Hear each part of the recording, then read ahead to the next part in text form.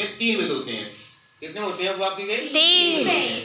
पहला जो होता है वो प्रधान वाक्य होता है। कौन सा होता है? प्रधान उपवाक्य होता है। कौन सा होता है? प्रधान उपवाक्य। दूसरा कौन सा होता है? स्वतंत्र उपवाक्य। कौन सा होता है? स्वतंत्र उपवाक्य। और तीसरा कौन सा होता है? आश्रित उपवाक्य। आश्रित उपवाक्य। आश्रित उपवाक्य भी के 3 प्रकार होते हैं, 3 भेद होते हैं आश्रित वाक्य। यदि आपसे पूछ लिया जाए कि आश्रित उपवाक्य कितने कितने प्रकार होते हैं या कितने भेद होते हैं, तो बताओ आप 3। तो जो मिश्रित वाक्य होता है ना बेटा, कौन सा वाक्य है? मिश्रित वाक्य। मिश्रित वाक्य के 3 भेद होते हैं। कौन से होते हैं? संज्ञा आश्रित वाक्य, जिसमें संज्ञा दी गई हो। दूसरा विशेषण आश्रित उपवाक्य, जिसमें विशेषण दिया हो।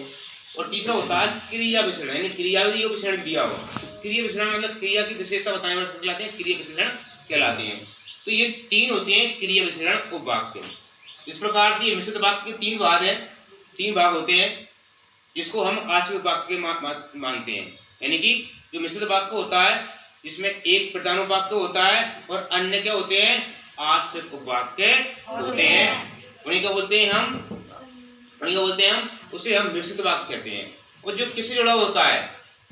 वैधिकरण समुच्चय बोधक अव्यय से, मतलब जो वाक्य वैधिकरण समुच्चय बोधक अव्यय से जुड़ा हुआ है, वो हमारा कौन सा वाक्य होता है?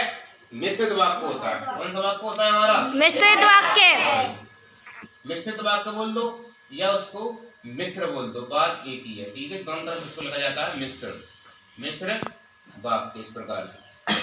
ठीक है, तो ये रचना के आधार पर 3 हमारे वाक्य हैं, 3 भेद रचना के आधार पर। पहला कौन सा था? साधारण या सरल वाक्य। दूसरा कौन सा है तो बेटा? संयुक्त वाक्य। और तीसरा कौन सा है? मिश्रित वाक्य। ठीक है, और मिश्रित वाक्यों में ये क्या होते हैं? सभी बस उपवाक्य शामिल होते हैं। हालांकि ये संयुक्त वाक्य में भी होते हैं, तो मिश्रित वाक्य में भी शामिल होते हैं। इस प्रकार आपको ध्यान रखना है, प्रधान वाक्य मतलब जो मिश्रित वाक्य होगा उसमें एक प्रधान वाक्य होगा, 100% होगा, नहीं होगा तो फिर वो सही नहीं है। उसमें जो है एक आश्रित उपवाक्य होगा, अन्य प्रधान वाक्य, अन्य उपवाक्य के होंगे आश्रित होंगे। आश्रित उसके सारे चलेंगे, मतलब उसी बात है, आश्रित मतलब सारे चलना। जब प्रधान वाक्य होगा उसके आधार पर अन्य वाक्य उसमें होंगे। ठीक है, तो इस प्रकार से इनको आपको याद